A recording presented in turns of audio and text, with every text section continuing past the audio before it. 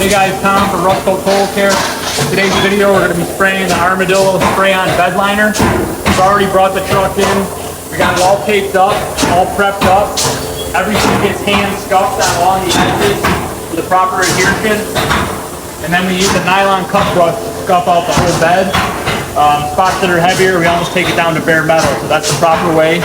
So this video is going to be a full application of the Armadillo spray-on bed liner.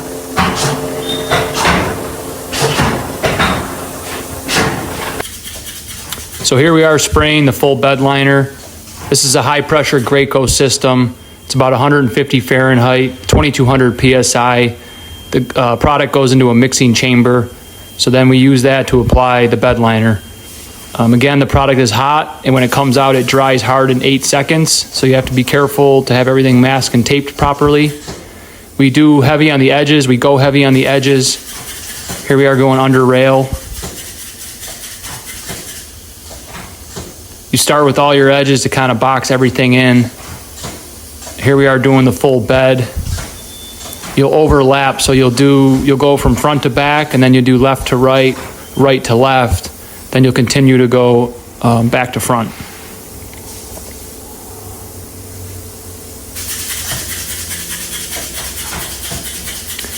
The material comes out smooth as glass, so at the end we'll have to add the texturing in.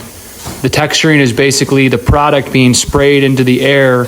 It will dry before it lands onto the bed liner, and then it all cures together to give you the textured finished product. So here we are doing some texturing.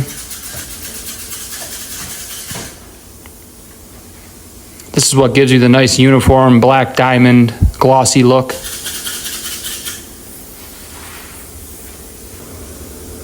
Here's our final product. This is the tailgate.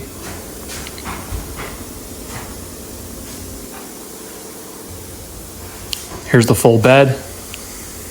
We make sure to remove all the hooks, tie downs, electrical components, mask up the lights, any other electronics. We use a heavy wire tape to give us the nice crisp edge from the painted surface to the bed liner.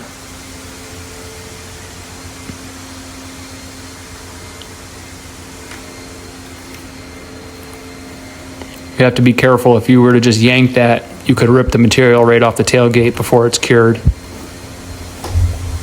The cure process is a full 24 hours to reach its full hardness.